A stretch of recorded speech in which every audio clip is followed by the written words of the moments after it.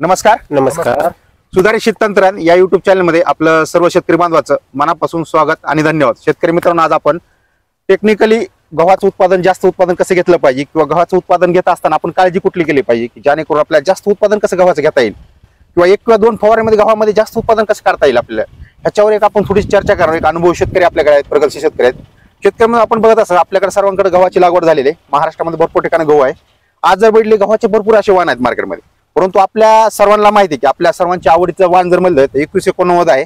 त्याच वाणाचं आपण शेतामध्ये आता लक्षात घ्या, गव्हामध्ये जास्त फुटवा काढायचा आहे, जास्त उत्पादन मिळवायचं आहे तर कुठली फवारणी घेतली पाहिजे, गव्हामध्ये कुठले तणनाशक वापरले पाहिजे जेणेकरून आपल्या जास्त उत्पादन कसे गव्हामध्ये घेता येईल. लक्षात घ्या शेतकरी मित्रांनो, कुठल्याही पिकाचं सगळ्यात महत्त्वाचं आपल्याला फवारणीचं नियोजन समजलं पाहिजे, त्यानंतर पाण्याचं नियोजन समजलं पाहिजे, त्याचबरोबर आपल्या तणनाशकचं नियोजन समजलं पाहिजे, त्याचबरोबर आपली काढणी व्यवस्थित झाली पाहिजे. जर अशा सगळ्या तंत्रज्ञान जर आपण शेती केली तर 100% शेतकरी मित्रांनो आपल्या एकरी जास्त उत्पादन मिळत असतं.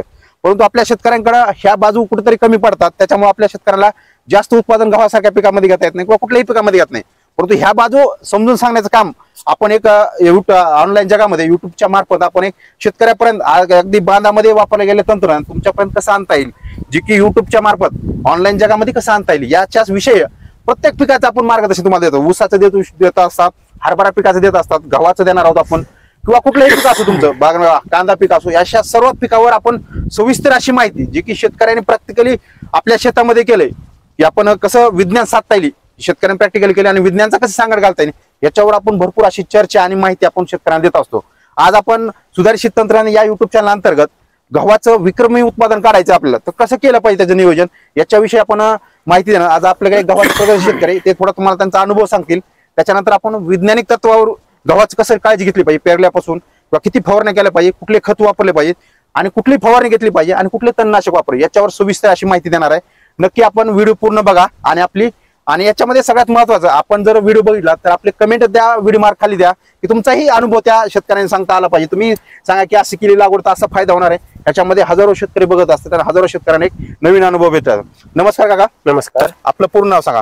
विठ्ठल निवृत्ती कदम. बरं, आपल्याकडे किती क्षेत्र आहे गव्हाचं? गव्हाचं 1 एकर 40 गुंठे. 40 गुंठे. हो. तर आपण 21 वाण लावलंय. 2189. पण आपल्या किती बियाणे लागलं होते?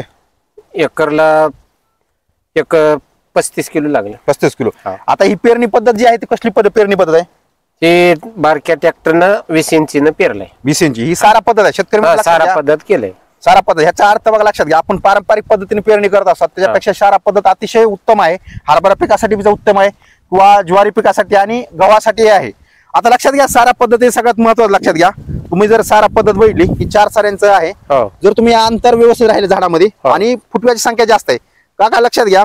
जर आपलं साधारण पेरणी पद्धत असता एवढा तुमचा फुटवा गव्हात झाला नसता, परंतु सारा पद्धत असल्यामुळे हवा खेळती राहिली आणि बियाणे व्यवस्थित पडतं. लक्षात सारा पद्धतीचं पेरणीचं सगळ्यात लक्षात बियाणं कमी लागतंय तुम्हाला आणि व्यवस्थित बियाणं पडत असते. आणि फुटवा जर बघितलं गव्हाचा आता काही शेतकऱ्यांचा फुटवा झालेला नाही कारण की पारंपरिक पेरणी पद्धत आहे, परंतु ही सारा पद्धत असल्यामुळे फुटवा भरपूर आहे. आता 20 इंची पेर आहे. 20 इंच अंतर भरपूर ठेवलं. 20 इंच अंतर. अजून त्याच्यामध्ये काय काय तंत्र वापरलं तुम्ही? त्याला एक 13 खत वापरलंय. 13 खत वापरलं. लक्षात घ्या, खताच्या बाबतीत लक्षात घ्या, त्याच्यामध्ये 10-26 वापरू शकता, 24-20 वापरू शकता, 20-20-13 वापरू शकतो तुम्ही. सगळ्यात बेटर तुम्हाला चांगला जर खत असेल जर गव्हाला तर 12-32-16 वापरा, कारण सुरुवातीपासून फुटवा काढायला चालू करता आणि गव्हाचं विक्रमी, त्याच्यामुळे 12-32-16 ही खत तुम्ही वापरू शकता.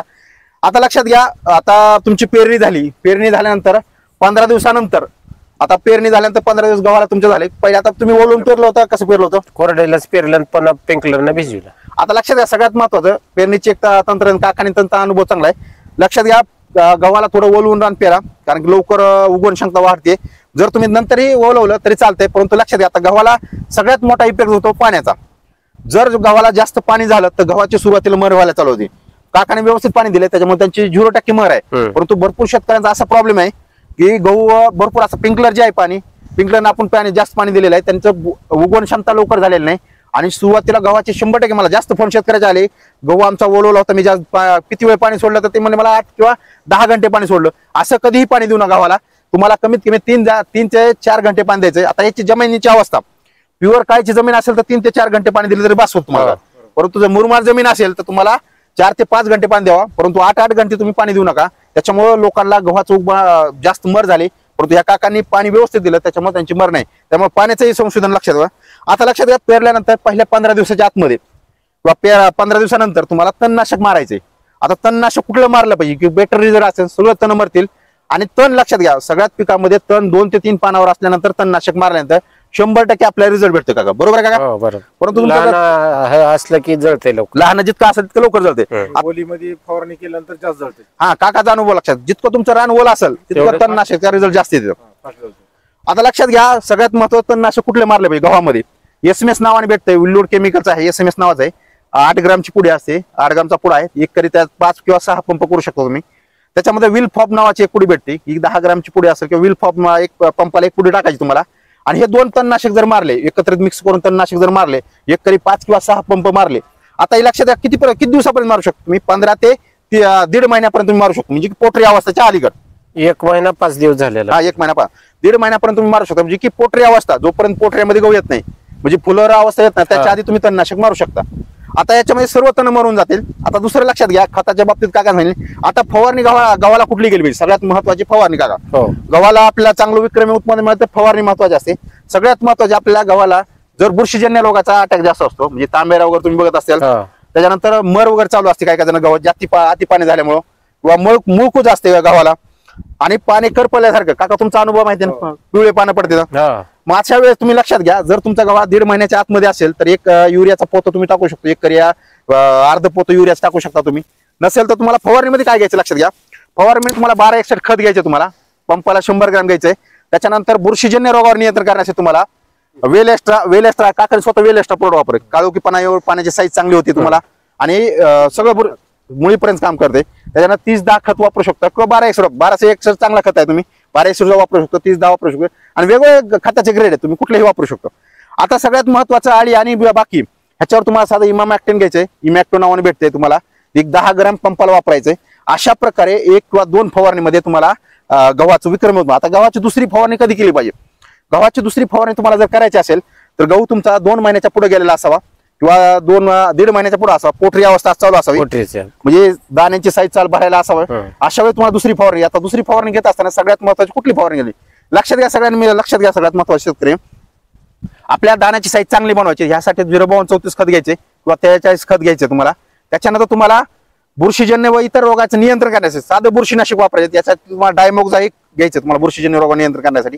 त्याच्यानंतर तुम्हाला आईचं नियंत्रण करायचंय, विलसूत्रा नावाने घ्यायचंय, जे की तुम्हाला नंतर आळी वगैरे पोंग्यात होण्याचे चान्सेस असतात किंवा पोटरी अवस्था गळण्याची असते.